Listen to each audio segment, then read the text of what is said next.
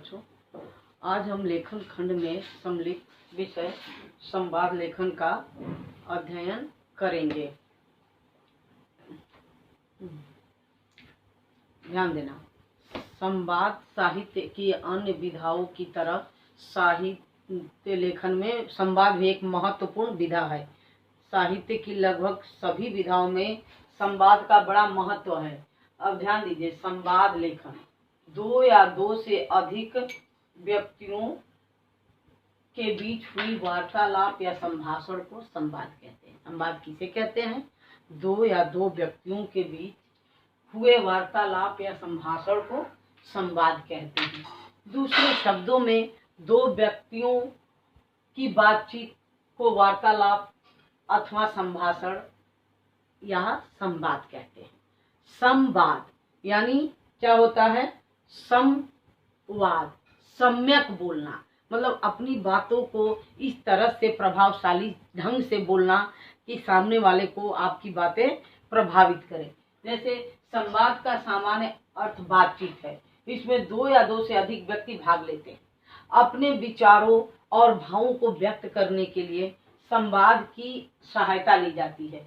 जो संवाद जितना सजीव, सामाजिक और रोचक होगा, वह उतना ही अधिक आकर्षक होगा। उसके प्रति लोगों का खिंचाव होगा। अच्छी बातें कौन सुनना नहीं चाहता। इसमें कोई भी व्यक्ति अपने विचार सरल ढंग से व्यक्त करने का अभ्यास कर सकता है। वार्तालाप में व्यक्ति के स्वभाव के अनुसार उसकी अच्छी बुरी सभी बातों को स्थान दिया जाता है। इसमें छात्रों में तर्क करने की शक्ति उत्पन्न होती है। संवाद के द्वारा छात्रों की तार्किक शक्ति बढ़ती है और वो अपनी बात सही ढंग से रख सकते हैं। नाटकों में वार्तालाप का उपयोग सबसे अधिक होता है। इसमें रोचकता, प्रवाह और स्वाभाविकता होनी चाहिए। व्यक्ति, वातावरण और स्थान के अनुसार इनकी भाषा ऐसी होनी चाहिए जो हर तरह से सरल हो। ध्यान दीजिए, व्यक्ति और वातावरण के अनुसार संवाद का उदाहरण देना चाहिए और संवाद बोलना चाहिए। ठीक है, इसमें रोचकता होनी चाहिए। इतना ही नहीं, वार्तालाप संक्षिप्त और मुहावरेदार भी होना चाहिए। जैसे हम जो बात कर रहे हैं वो हमारी बातें बहुत बड़ी न हो जाए। अगर एक व्यक्ति बोलता ही जाए, दूसरे को समय नहीं देंगे, तो फिर वो संवाद नहीं रह जाएगा और वो आपकी कही हुई बातें लोगों को पसंद नहीं आएगी। इसलिए संवाद संक्षिप्त तथा बीच बीच में मुहावरों का भी प्रयोग होना चाहिए। संवाद के अनेक नाम हैं। वार्तालाप, संवाद का ही नाम वार्तालाप है। आलाप, कथोपकथन, संलाप, संभाषण, गुफ्तगू इत्यादि। यह कहानी, उपन्यास, एकांकी, नाटकादि की जान है। संवाद जो है कहानी, उपन्यास, एकांकी और नाटक आदि की जान है। इसके माध्यम से पात्रों की सोच, चिंतन शैली, तार्किक क्षमता, संवाद के द्वारा पात्रों की सोच, चिंतन शैली, तार्किक क्षमता और उसके चरित्र का पता चलता है कि बोलने वाले का चरित्र क्या है, उसकी सोच क्या है। नाटकों के संवादों से कथा वस्तु का निर्माण होता है। संवाद के वाक्यों में स्वाभाविकता होनी चाहिए, बनावटीपन नहीं।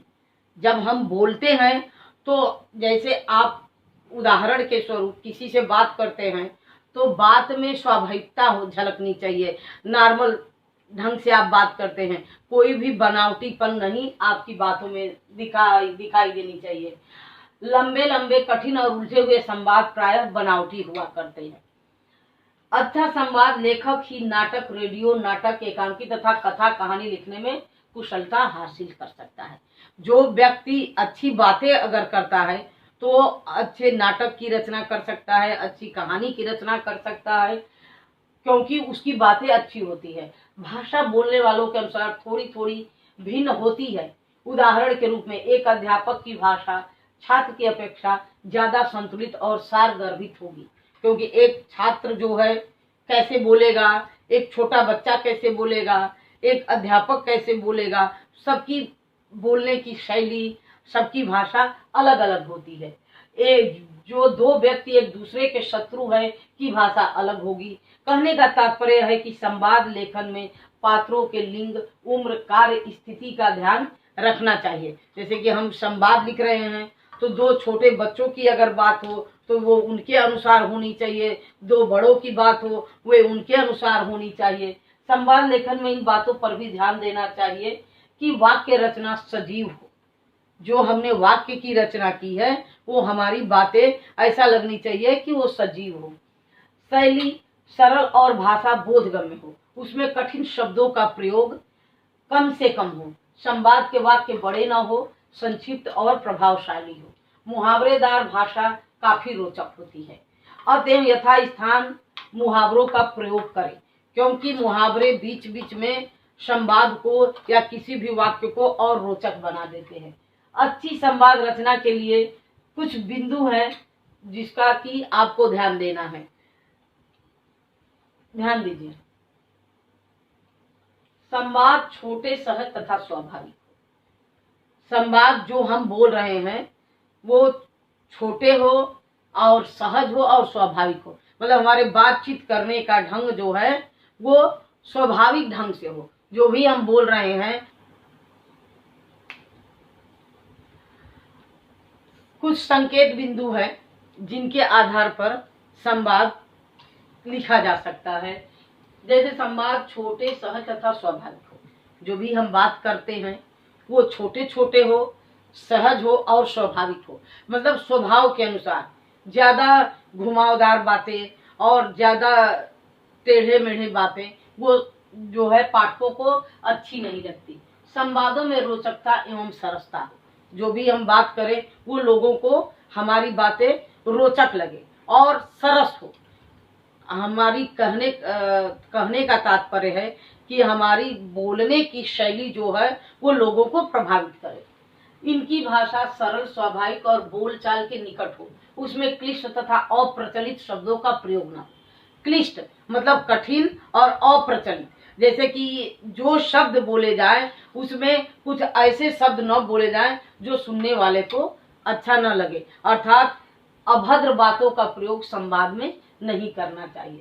संवाद पात्रों की सामाजिक स्थिति के अनुकूल हो। सामाजिक स्थिति मतलब उसका समाज कैसा है। जैसे अनपढ़ या ग्रामीण पात्रों और शिक्षित पात्रों के संवादों में अंतर रहना चाहिए। किसी अनपढ़ के बात हो रहे हो, जैसे आपको एक गांव में आ गया कि एक सब्जी वाले और एक मालकिन के बीच में आपको संवाद लिखना है, तो सब्जी वाले की भाषा क्या होगी और जो सब्जी खरीद रहा है ग्राहक उसकी भाषा क्या होगी, उसके अनुसार संवाद की सामाजिक स्थिति के अनुकूल हो। संवाद जिस विषय या स्थिति के संबंध में हो उसे क्रमशः स्पष्ट करने वाले हो। मतलब परीक्षा में आपको अगर संवाद जो पूछा जाए तो विषय से आपको भटकना नहीं चाहिए। अक्सर क्या होता है कि 2-3 पॉइंट बच्चे विषय तो देते हैं, बाद में कुछ ऐसे जोड़ देते हैं शब्द जिससे उनके नंबर नहीं अच्छे आते। इसलिए जो विषय पर क्वेश्चन पूछा जाए वैसा ही आपको लिखना है। प्रसंग के अनुसार संवादों में व्यंग विनोद का समावेश होना चाहिए। जो प्रसंग, जो प्रश्न पूछा जाए उसके अनुसार जो प्रसंग, जो बातचीत चल रही है उसमें कुछ व्यंग का भी पुट होना चाहिए। यथास्थान मुहावरों तथा लोकोक्तियों के प्रयोग से संवादों में सजीवता आ जाती है। जैसा कि हमने पहली लाइन में ही बताया कि संवाद के बीच बीच में मुहावरा और लोकोक्तियों का प्रयोग करने से जो हमारी बातें हैं उसमें सजीवता आ जाती है तथा लोगों को संवाद और अच्छा लगता है। क्योंकि अगर अच्छी बातें होगी तो लोग सुनेंगे भी, उसे पढ़ेंगे भी। आपकी बातें अगर लोगों को इंटरेस्टिंग लगी तो लोग आपकी बातें सुनेंगे, नहीं ऐसे कौन किसकी बात सुनता है। आगे देखें अच्छे संवाद लेखन की विशेषताएं, मतलब हम अच्छा संवाद किस तरह लिख सकते हैं और किस तरह नंबर अच्छे आ सकते हैं। इसमें देखिए संवाद में प्रवाह, क्रम और तर्क सम्मत विचार होना चाहिए। आपके विचार जो है वो तर्क सम्मत होने चाहिए। संवाद देश, काल, व्यक्ति और विषय के अनुसार लिखा होना चाहिए। देश, काल, समय, व्यक्ति और विषय। जैसे काल का मतलब होता है कि किस काल का संवाद आपने लिखा, पास्ट का है, किसी राजा महाराजाओं के बारे में अगर संवाद लिखना है तो उनके अनुसार आपको लिखना है। अगर बच्चों के आपस की खेल संबंधी बातें हैं तो उसके बारे में लिखना है। मतलब घटनाएं वर्तमान, भविष्य और भूत किस काल की हो उसके अनुसार आपको संवाद लिखना है। संवाद सरल भाषा में लिखा होना चाहिए और आपके संवाद जो है वो ऐसे भाषा का चयन कीजिए जो कि पढ़ने वाले को समझ में आ जाए। संवाद में जीवन की जितनी अधिक स्वाभाविकता होगी वह उतना ही, ध्यान दीजिए, समाज में जितनी जीवन की स्वाभाविकता होगी वह उतना ही अधिक सजीव, रोचक और मनोरंजक होगा।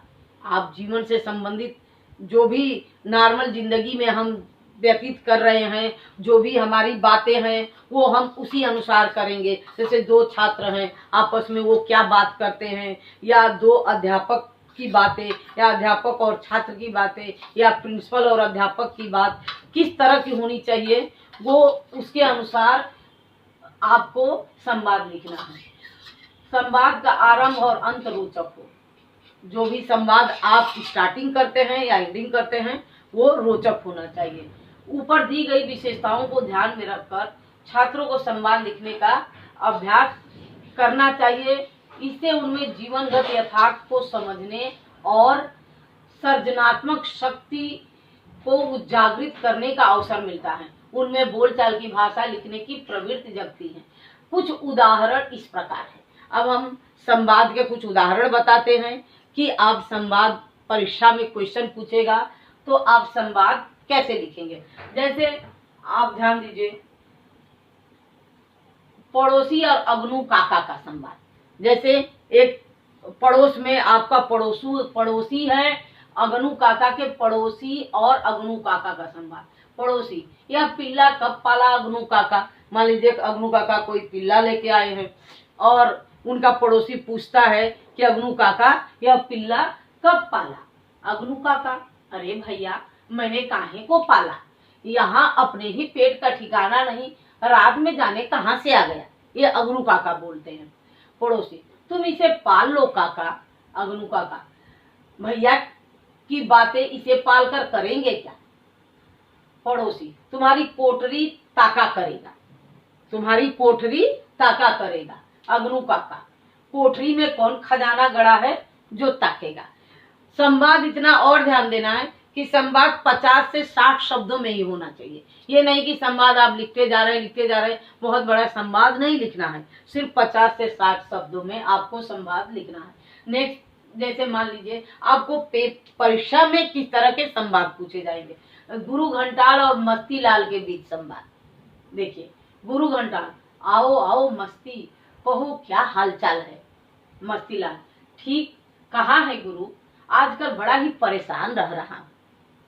गुरु घंटाल, किस बात की परेशानी। मस्तीलाल, बाल बच्चों के भविष्य की चिंता सता रही है। गुरु घंटाल, क्या हुआ उन्हें, सब कुछ ठीक ठाक तो है ना।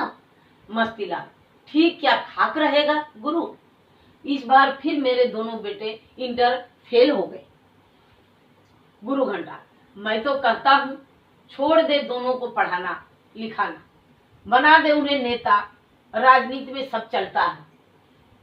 मस्तीलाल, समझ में नहीं आता कि किस पार्टी के आला कमान से बात करूं। गुरु घंटाल, इसमें समझने की क्या बात है, उगते सूरज को देख और दिशा तय कर। मस्तीलाल, तुम ठीक कहते हो गुरु, अब भाजपा लोजपा में भी वो बात नहीं रही, आज ही जाता हूँ दिल्ली। और ये है आपका संवाद।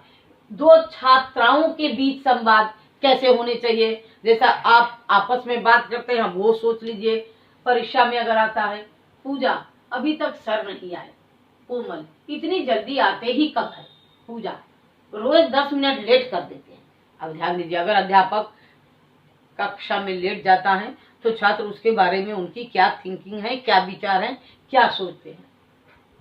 कोमल, और आते ही शुरू हो जाते हैं, मेरी हर लाइन में क्वेश्चन होता है, बिल्कुल सीबीएसई के पैटर्न पर। दोनों हंस पड़ती हैं। एक चीज और ध्यान देना बच्चों, आप अपने हाव भाव जो संवाद अगर लिखेंगे तो संवाद लिखते समय ब्रैकेट में, ब्रैकेट देखिए ये है ब्रैकेट यानी कोष्ठक, कोष्ठक में व्यक्ति के हाव भाव जरूर लिखना। जैसे मान लीजिए पिता बच्चे पर क्रोध कर रहे हैं तो पिता और ब्रैकेट में लिख देंगे क्रोध करते हुए, इतनी देर तक कहाँ से घूम कर आ रहे हो। तो इस तरह से हाव भाव लिखेंगे तो मार्क्स बढ़ जाएंगे। जैसे यहाँ पे ये ब्रैकेट में लिखा है उनके हाव भाव, दोनों हंस पड़ती हैं। पूजा, अच्छा ही है, हमें भी कुछ गुफ्तगू का रोज व रोज अवसर मिल ही जाता है। मतलब अगर अध्यापक लेट आते हैं तो हमें भी अपनी बात करने का अवसर मिल जाता है। कोमल, अच्छा यह बताओ तुम्हें मिस्टर वाई कैसे लगते हैं? ये देखिए यहाँ पे क्वामा का अच्छी तरह से प्रयोग हुआ है। अगर आप अपने संवाद में इनका प्रयोग नहीं करेंगे तो आपके नंबर कटेंगे और आप कहते हैं कि मैम पता नहीं कैसे संवाद में नंबर कम आते हैं। ये सब चीजें आप देखिए, यहाँ कॉमा लगा, यहाँ कॉमा लगा, यहाँ क्वेश्चन मार्क है और यहाँ डैश, योजक चिन्ह, पूजा, बहुत ही अच्छे, पूर्ण विराम। पढ़ाने लगते हैं तो तुरंत नींद आने लगती है। अब उनके हाव भाव, ठहाका मतलब तेज हंसती हैं ब्रैकेट में। कोमल, मैं यह पूछ रही हूँ कि उनके स्टाइल आई मीन पढ़ाने की शैली कैसी है, उनकी बात दिमाग में अटती भी है कि नहीं। आपस में ये दोनों टीचर लेट आ रहा है तो आपस में बात कर रहे हैं। पूजा, दिमाग में अटे कहाँ से, पढ़ाते ही क्या है, दिमाग चाटते रहते हैं। कोमल, सर के बारे में ऐसा न करो। पूजा, तो क्या केवल उनकी तरह गाल बजाती फिरूं कि मैं बड़ा विद्वान हूँ, मेरे पढ़ाए छात्र छात्राएं ऊंचे ऊंचे पदों पर है। तुम लोग समय का महत्व नहीं देते हो या देती हो। आज भी सोसाइटी में लड़कियों का स्थान काफी निम्न है, आदि आदि। अब देखिए यहाँ पे ये विराम चिन्ह, मैंने इसके पहले विराम चिन्ह पढ़ाया था 9th क्लास में। क्लास 9th और 10th संवाद दोनों का है, दोनों बच्चे ये देखेंगे। और क्लास 9th के बच्चे अगर विराम चिन्ह देखना हो क्लास 10th के बच्चों को, तो वो वीडियो में विराम चिन्ह मैंने यूट्यूब पे डाल दिया है, आप देख लेना। तो ये विराम चिन्ह को क्या बोलेंगे आप बताइए? ये है अर्ध विराम, और सिर्फ एक रहता तो अल्प विराम यानी क्वामा। तो अर्ध विराम कैसे लगाए जाते हैं? 2-4 शब्दों के बाद। तो आज भी सोसाइटी में लड़कियों का स्थान काफी निम्न है, आदि आदि। कोमल, चुप, वे आ रहे हैं। अब अध्यापक आ रहे हैं तो दोनों चुप हो जाती है। ठीक है, इस तरह से आपके संवाद लिखने होंगे। अब आज एक बात, हम एक क्वेश्चन और अपने आप से मैंने सोचा कि मान लीजिए आने वाली परीक्षा में क्लास 10th को ये कोरोना जो चल रहा है, शायद इस टाइप के आपको क्वेश्चन आ जाए तो आप कैसे लिखेंगे? जैसे ये क्वेश्चन मैंने खुद ही लिखा है कि हम कौन थे, क्या हो गए और क्या होंगे। अभी इस चिंतन के आधार पर अपने आप से इस कोरोना के लॉकडाउन के विषय में चिंतन कीजिए और अपने शब्दों में लिखिए। इस कोरोना के लॉकडाउन, ध्यान दीजिए, के विषय में आपको चिंतन करना है और उसे अपने शब्द में लिखना है। एक चीज मैंने ये थोड़ा सा, ये लॉकडाउन ऐसे होगा, ध्यान दीजिए कि क्वेश्चन आपको एग्जाम में 10th बोर्ड में शायद पूछ दे, जरूरी नहीं है पूछे लेकिन शायद पूछ भी सकता है। हम कौन थे, क्या हो गए और क्या होंगे। अभी इस चिंतन के आधार पर अपने आप से इस कोरोना के लॉकडाउन के विषय में चिंतन कीजिए और अपने शब्दों में लिखिए। तो अब ये आपके शब्द है, आप क्या सोचते हैं। स्वचिंतन हेडिंग डालिए 1 और स्वचिंतन 2। और हमारे मन में 2 विचार धाराएं चलती है, कभी अच्छी बात कभी गलत बात। तो हम अंतर्द्वंद चलता रहता है कि हम क्या करें। तो आप, ये तो मैंने सोचा है ना, आप अपने विचार से सोचिएगा। अब मैंने स्टार्टिंग कर दिया स्वचिंतन 1, क्या दशा हो गई है आज हमारी। स्वचिंतन 2, वो दिन भी क्या थे। स्वचिंतन 1, फिर 1-2 सुबह सुबह जल्दी उठना, स्कूल के लिए तैयार होना, स्वचिंतन 2। फिर आप सोचेंगे और मम्मी को झकझोर के उठाना कि उठो स्कूल का लेट हो गया, फिर स्कूल जाना। स्वचिंतन 1-2 करके आप स्वयं से इसे लिखेंगे और मुझे दिखाएंगे। ये सारे बच्चों का ये होमवर्क मैं दे रही हूँ। वो तो हमने कुछ हिंट दे दिया कि आप क्या सोचते थे पहले स्कूल जा कर के, क्या स्कूल का बंक मारना मजा आता था, या टीचर का आपको ढूंढना मजा आता था, या कौन सा अध्यापक आपको ज्यादा अच्छे थे, किसकी बातें अच्छी थी किसकी नहीं अच्छी थी। धीरेन्द्र सर के म्यूजिक रूम में जा कर के आपका वो छुप जाना, मजा आना, ये तमाम बातें ये आप खुद लिखेंगे और मुझे दिखाएंगे। संवाद कैसा लगा? ठीक है, ओके, थैंक्स।